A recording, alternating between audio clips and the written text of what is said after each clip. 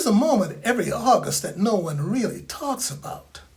The car pulls away, the bus turns the corner, the front door closes, and you're standing in the silence you didn't quite prepare for.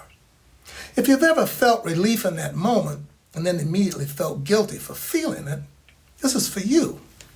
If you've ever felt a grief you couldn't quite name, a sadness that surprised you because you thought you were ready, this is for you.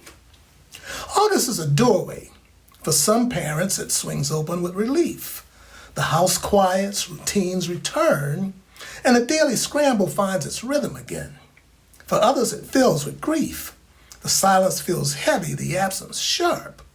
And for most of us, it's both. Relief and grief arriving together at the same threshold, at the same moment. We talk about back to school as if it's mostly logistics, supplies, schedules, carpools, and forms. And yes, there's all of that.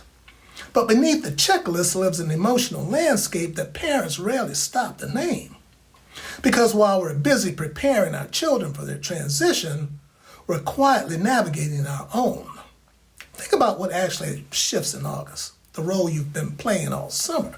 Flexible, improvisational, present in a particular way begins to change. You move from being the center of the daily rhythm to something quieter, more consultative, more in the background, and that shift, as welcome as it sometimes is, carries its own particular weight. Relief and grief are not opposites, they're companions. They walk through August together, each one naming a different part of the same transition. Relief says, I needed this. Grief says, I missed this. And both of them are right. Both of them are honest. Both of them deserve to be acknowledged without shame, without guilt, without the feeling that one cancels out the other. Many parents feel guilty for the relief as if relief means they don't love their children enough. Others feel guilty for the grief, as if sadness means they aren't ready to let their children grow. But you can love someone completely and still need space from the intensity of their presence. And you can be ready for something and still feel the tenderness of letting go. Picture the moment of departure. A child boarding a bus in a suburban neighborhood.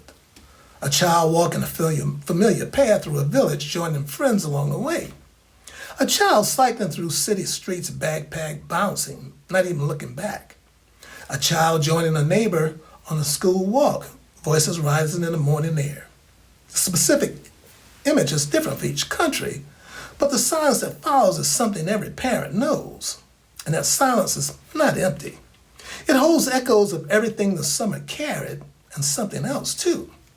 Something quieter, something that feels almost like possibility. Later that morning, you notice the small things they left behind. A forgotten sock on the stairs, a cereal bowl left in the sink, a backpack strap dangling from a chair. These small traces of presence become something tender. Evidence that they were here and reminders that they're growing. And invitations if you're willing to breathe. August is a mirror. It reflects who you were in summer and who you're becoming in fall. It shows you the emotional architecture of caregiving, the quiet courage required to let children grow, the resilience required to adapt when the rhythm shifts, and the wisdom required to hold both grief and relief without letting either one go unnamed. Silence in August is not emptiness. It's a rhythm waiting to be claimed, a space that belongs to you now, however briefly, however quietly, to rest in, to breathe in, to begin again inside of you. So as you stand at your own threshold this August, I want to leave you with 3 questions. Not to answer quickly, but to sit with. What are you grieving this August? What are you relieved to release? And how might the silence, the one that surprised you when the door closed, become the rhythm that restores you? Take care. Stay connected.